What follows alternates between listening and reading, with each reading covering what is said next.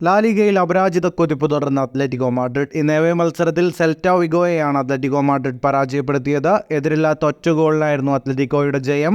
പകരക്കാരനായി ഇറങ്ങിയ അവസാന മിനിറ്റിൽ ഗോൾ നേടിയ അർജന്റൈൻ താരം ജൂലിയൻ അൽവാരസാണ് അത്ലറ്റിക്കോയുടെ രക്ഷകനായത്. മത്സരത്തിന്റെ 90-ാം മിനിറ്റിലാണ് വിധി നിർണയിച്ച ഗോൾ പിറന്നത്. ഗ്രീസ്മാൻ ബോക്സിലേക്ക് നൽകിയ പന്ത് ഫസ്റ്റ് ടച്ചിലൂടെ അൽവാരസ് വലയിലെത്തിക്കുകയായിരുന്നു. മത്സരത്തിന്റെ കണക്കുകളിലേക്ക് വന്നാൽ 59% ബോൾ പൊസിഷൻ സെൽറ്റ വിഗോയ്ക്കായിരുന്നു. 10 ഷോട്ടുകളാണ് സെൽറ്റ വിഗോ ആകെ തൊടുത്തത്.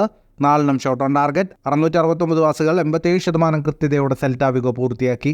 8 ഷോട്ടുകളാണ് അത്ലറ്റിക്കോ മാഡ്രിഡ് തൊടുത്തത്. 2 ഷോട്ട് ഓൺ ടാർഗറ്റ്. 469 പാസുകൾ 79% കൃത്യതയോടെ അത്ലറ്റിക്കോ മാഡ്രിഡ് പൂർത്തിയാക്കി. ലീഗിൽ 7 കളികൾ പിന്നിടുമ്പോൾ 4 ജയവും 3 സമനിലയുമായി 15 പോയിന്റോടെ അത്ലറ്റിക്കോ മാഡ്രിഡ് 3-ാം സ്ഥാനത്തേക്കെത്തി. ഇനി അത്ലറ്റിക്കോ സെപ്റ്റംബർ 30-ന് മാഡ്രിഡ് ഡെർബിയിൽ റയൽ മാഡ്രിഡിനെ നേരിടും. ഫുട്ബോൾ ലോകത്തെ കൂടുതൽ വാർത്തകൾക്കും വിശേഷങ്ങൾക്കുമായി സ്പോർട്സ് കഫേ ഇപ്പോൾ തന്നെ സബ്സ്ക്രൈബ് ചെയ്യുക.